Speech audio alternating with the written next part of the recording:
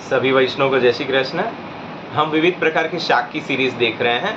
तो बहुत सारे हमने पहले शाक देखे हैं जो हमारे यहाँ प्राचीन रीत से धराए जावे हैं, और अब हम शाक में ही आगे और एक नई सीरीज़ कर रहे हैं। तो नाम है शाक मयोपाक, यानी कि शाक और कठोल अनाज वगैरह को कॉम्बिनेशन। तो हम जाने ही हैं, जैसे कि फॉर एग्जांपल दूधी चना की दाल को शाक, लगभग सभी घरों में दूधी चना की दाल को शाक सिद्ध हो गए हैं और प्रभु को भी धरे हैं। तो इसी प्रकार से बहुत सारे शाक और दाल के कॉम्बिनेशन है जो हमारे यहाँ मार्ग में प्रभु को विशेष रूप से अरोगाए जावे हैं। तो आज हम बेसिक वालों ही दूधी चना की दाल को शाक देखेंगे, और इसी प्रकार से और बहुत सारे प्रकार है जो हम आगे के वीडियोज़ में देखेंगे। तो दूधी चना की दाल को शाक हम देखते हैं जो बेसिक हमारे यहाँ सिद्ध हुए हैं। बेसिक कौन से मसाले, कौन सो वघार वगैरह आवे हैं वो हम देखेंगे, और बनाने की एक विधि, क्योंकि जनरली ऐसा हुए कि दूधी सॉफ्ट हुए और चने की दाल को आँच में थोड़ा समय लगे, तो किस तरह से दोनों को जो कॉम्बिनेशन है किस तरह से एक अच्छे तरह से सिद्ध हो जावे, वो एक ट्रिक है, वो हम देखेंगे। तो या प्रकार से हम करेंगे तो बहुत सुंदर दोनों भी दूधी और चने की दाल बढ़िया से सिद्ध हो जावे, ऐसा हम देखेंगे।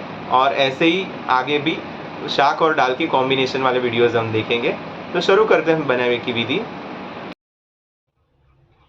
यहाँ पर मैंने कुकर में, प्रेशर पैन में मैंने तेल गरम करने के लिए रखो है।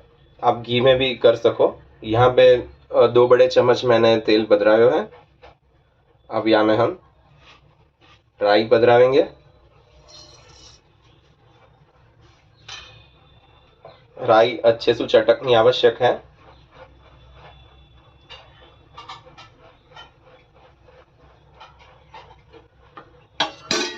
यहाँ पर पूर्व तैयारी में मैंने चने की दाल को मैंने 1 घंटे के लिए जल में भिगो के रखी है,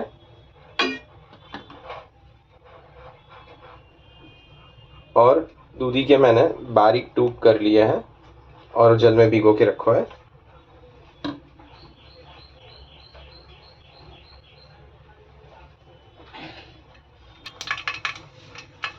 राई बढ़िया से चटक में लग गई है। अब हम जीरा पधरावेंगे।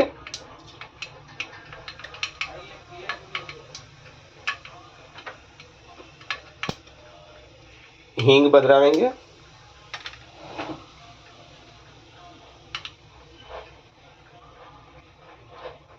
कड़ी पत्ता पधरावेंगे।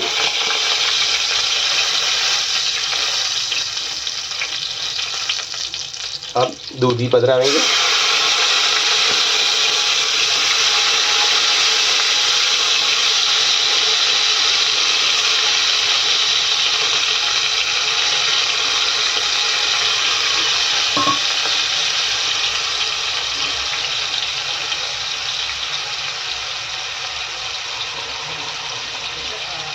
अब दाल पधरावेंगे।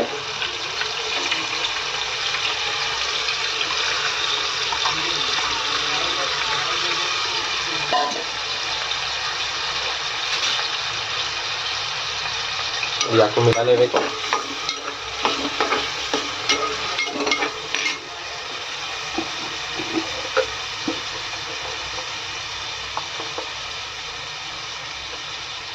लौंग पधरावेंगे।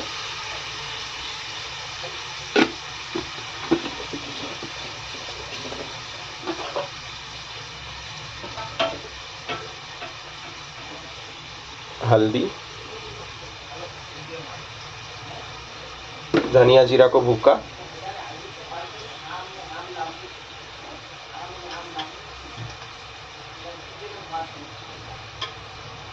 थोड़ा सा काश्मीरी लाल मिर्च को भूका पधरावेंगे। यदि आप नहीं उगाते हो तो आप श्याम तीखा को भूका भी पधरा सको। हाँ, और यहाँ में हमने 3 कोकम लिए हैं। कोकम की जगह पे आप नींबू की खटाई भी पधरा सको। हाँ, बढ़िया से सब मिला लेवेंगे।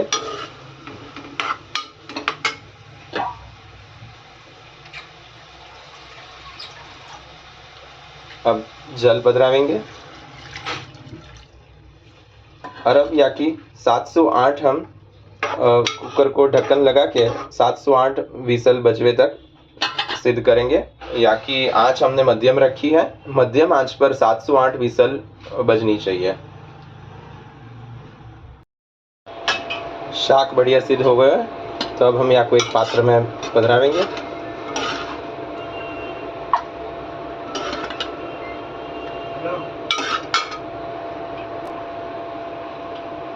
अब हम या के ऊपर धनिया भाजी पधरावेंगे, कोथिमीर,